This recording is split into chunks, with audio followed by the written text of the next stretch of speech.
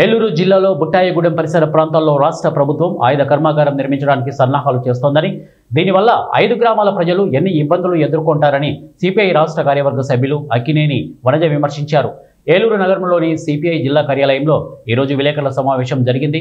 ఈ సందర్భంగా అక్కినేని వనజ మాట్లాడుతూ ప్రజలకు ఎటువంటి ఉపయోగం లేని ఆయుధ కర్మాగారం ఏ విధంగా నిర్మిస్తారని ప్రశ్నించారు.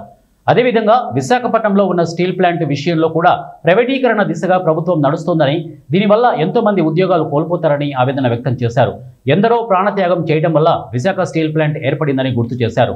ప్రజలకు ఇబ్బందులు లేని పనులు రాష్ట్ర ప్రభుత్వం చేపట్టాల్సిన అవసరం ఉందని సూచించారు. ఆంధ్రప్రదేశ్లో ఆ ఏలూరు జిల్లాలోనే చాలా పెద్ద ఎత్తున వేల ఎకరాల భూములు ఉన్నాయి. అక్కడికి తీసుకెళ్ళి దీనివల్ల ఏమవుతుందంటే చుట్టుపక్కల ప్రాంతాలకు కూడా కొంత భయాందోళన కలిగేటువంటి పరిస్థితి ఉంటుంది. కాబట్టి ఆయుధ కర్మాగారానికి సంబంధించినటువంటి పరిశ్రమలు కానీ ఏదైనా దీన్ని వేరే ప్రాంతానికి ఆ గ్రామాలన్నీ కూడాను డిస్లొకేట్ కాకుండా వేరే ప్రాంతానికి ఏ గ్రామాలకి ఇబ్బంది లేనటువంటి పడాలుగా ఉన్నటువంటి ఫారెస్ట్ ల్యాండ్కి తరలించమని చెప్పేసి మేము గవర్నమెంట్ విజ్ఞప్తి చేస్తూ ఉన్నాం. ఆల్రెడీ అఖిలపక్షంగా ఒక ఉద్యమం నడుస్తూ ఉంది.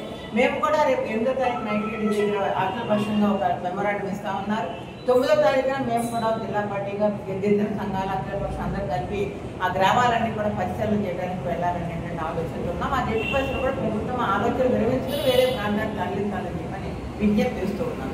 రెండోది, ఈ రాష్ట్రానికి మనం అనుకుంటాము దాదాపుగా 1,00,000 మందికి ప్రత్యక్షంగాను పరోక్షంగాను ఉపాధి కల్పిస్తున్నటువంటి విశాఖ స్టీల్ ప్లాంట్ నిజంగా దాన్ని ఎంత నిర్వీర్యం చేయాలో అంత నిర్వీర్యం చేస్తూ ఉన్నారు. తలాపాపున్నట్టుగా ఆ రకంగా కర్ణుడి కావుకి సామర్థ్యం బట్టి ఈ రోజున అటు కేంద్ర ప్రభుత్వంతో జత కట్టి కేంద్ర ప్రభుత్వం మీద ఏమాత్రమో కూడా వ్యతిరేకించకుండా ఏమాత్రం ప్రశ్నించకుండా ఆ స్టీల్ ప్లాంట్ని కాపాడుకునే దానికోసం ప్రయత్నం చేయనటువంటి రాష్ట్ర ప్రభుత్వం ఈ రెండూ కలిపి దాన్ని నిర్వీర్యం చేస్తూ ఉన్నారు. ఆల్రెడీ దానికి ఫండ్స్ అలాట్మెంట్ లేవు, సొంత గనులు లేవు. ఈరోజు అంటే దొడ్డిదారిని అనమాట పొమ్మనకుండా పొగ పెట్టే పద్ధతుల్లో ఈ రోజున స్టీల్ ప్లాంట్ని ప్రైవేటైజ్ చేస్తూ ఉన్నారు. ఇప్పటికీ 34 భాగాల్ని స్టీల్ ప్లాంట్లో ఉన్నటువంటి 34 ఇంక్లూడింగ్ ఫర్నేసులతో సహా ప్రైవేట్ వాళ్ళకి అప్పచెప్పేస్తూ ఉన్నారు.